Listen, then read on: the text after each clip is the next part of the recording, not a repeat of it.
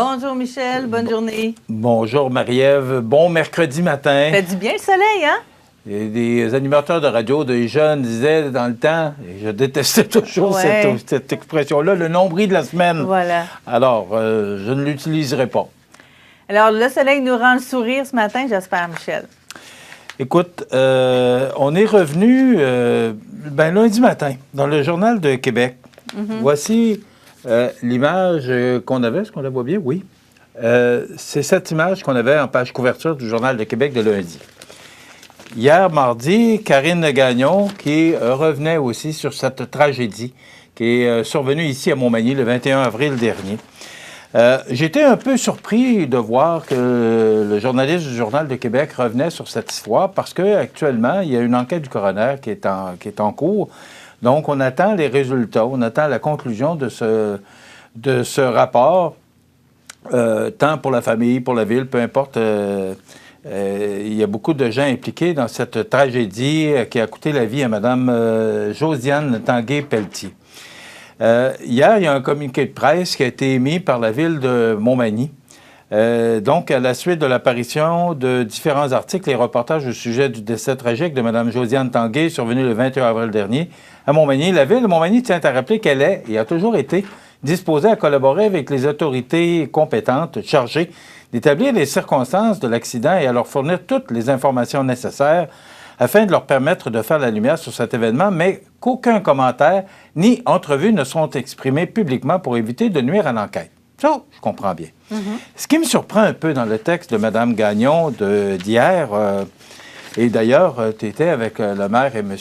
Michaud hier en point de rencontre qu'on a tous les mois là, après l'Assemblée publique, mais dans le texte de Karine Gagnon, et je cite un des paragraphes qui dit « Tout comme ma collègue qui a écrit le texte de lundi, j'ai bien tenté de m'entretenir avec le maire de Montmagny, Marc Lorrain, et avec le chef du service des incendies, Pierre Boucher. Le maire n'a pas le temps, m'a expliqué Sylviane Laure, responsable des communications à la ville, tout en exprimant ses condoléances à la famille. Il est si occupé, ce maire, qu'il n'a même pas daigné communiquer avec la famille pour offrir ses condoléances. Ça aurait pourtant été la moindre des choses après ce qui s'est passé. Quant à Pierre Boucher, il refuse lui aussi de répondre à toute question sous prétexte qu'il a enquête. Il ne veut même pas expliquer pourquoi les pompiers ne sont toujours pas formés à ce jour, ce que ces derniers déplorent. Alors, hier, dans le communiqué de presse qui a été émis en fin de journée, le maire de Montmagny, M. Marc Lorrain, a tenu à signifier en son nom et en celui des membres du conseil qu'il est de tout cœur avec la famille et les proches de la victime. Il a ajouté « Nous leur offrons nos plus sincères condoléances. Cet événement a ébranlé et ébranle toujours nos citoyens et employés. Nous allons faire tout ce qui est en notre pouvoir pour répondre aux demandes des enquêteurs et, soyez assurés, que nous considérerons consciencieusement chacune des recommandations qui seront déposées dans le rapport du coroner, a dit le maire Lorrain. Donc, on va suivre et continuer à suivre cette histoire. D'ailleurs, le Journal de Québec le suit de très près, ce dossier-là. On attend le rapport du coroner, à savoir les recommandations qu'il y aura suite au décès de Mme Josiane Tanguay-Pelletier le 21 avril dernier. Une triste histoire, une tragédie qui s'est passée. On se souvient qu'elle avait plongé dans les eaux de la Rivière-du-Sud alors que c'était quand même, il y avait un haut niveau d'eau là, à ce moment-là dans la Rivière-du-Sud. C'est une triste histoire. Absolument, Michel.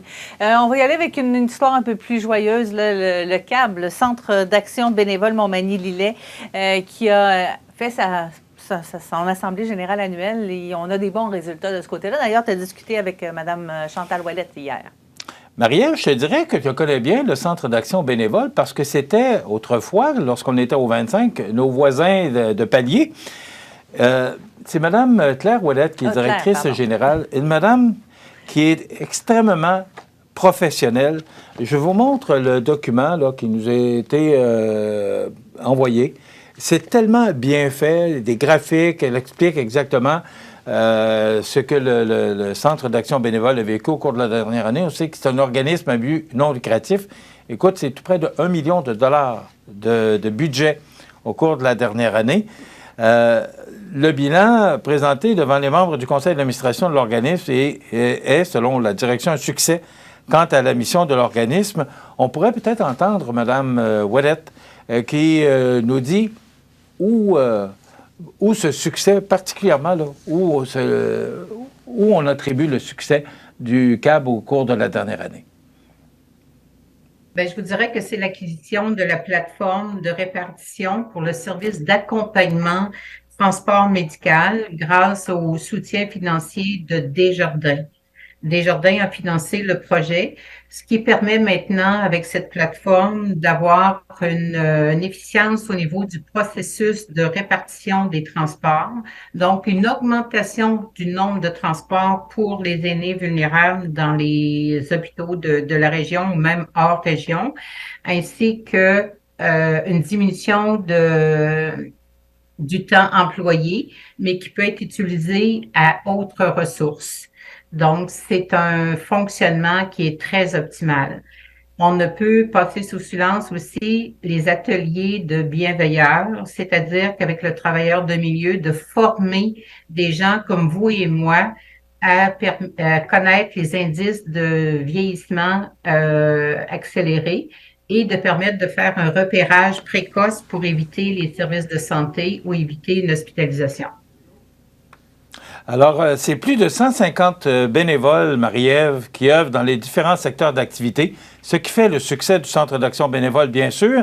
Le Centre d'action bénévole qui est bien ancré dans son milieu. Rappelons que le Centre d'action bénévole des MRC de Montmagny et de Lillet a pour mission de promouvoir et développer l'action bénévole dans les différents secteurs de l'activité humaine en favorisant un espace d'engagement bénévole autour des enjeux socio-communautaires humanitaires qui concernent la population de son territoire. Donc, un beau résultat et un beau succès, encore une fois, cette année pour le Centre d'action bénévole de Montmagny-Lillet.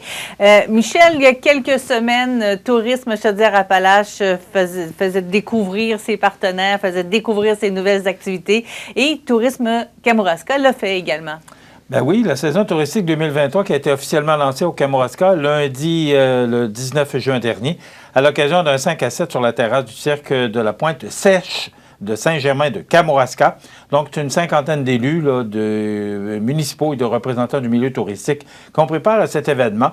Donc, cette année, il y a un nouveau festival qui est notamment au programme, le festival Archipel qui réunira une quarantaine d'artistes de grande renommée du 14 au 16 juillet dans le Grand Kamouraska.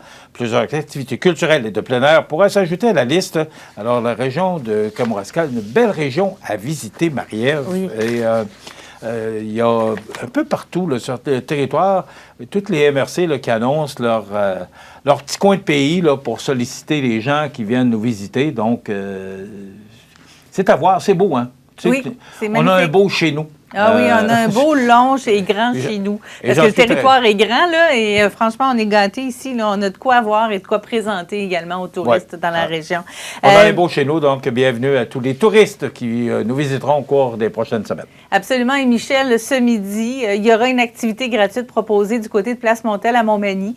C'est possible d'aller dîner en compagnie de Steve Normandin, accordéoniste et chanteur, mais aussi directeur artistique du Carrefour mondial de l'accordéon. Il va proposer un retour avec la chanson francophone là, à Place Montel. Donc, un beau moment pour dîner avec le soleil pour aujourd'hui. Demain à l'émission, on va en recevoir en entrevue Marc-André Rioux. Il est président de la semaine du comité qui s'occupe de la semaine du patrimoine de Saint-Roch-des-Aunais. Donc, il en sera question demain, jeudi, le 13 juillet. Mon nom est Marie-Ève Lamonde. Au nom de toute l'équipe de CMA TV, je vous souhaite une magnifique journée en Côte-du-Sud.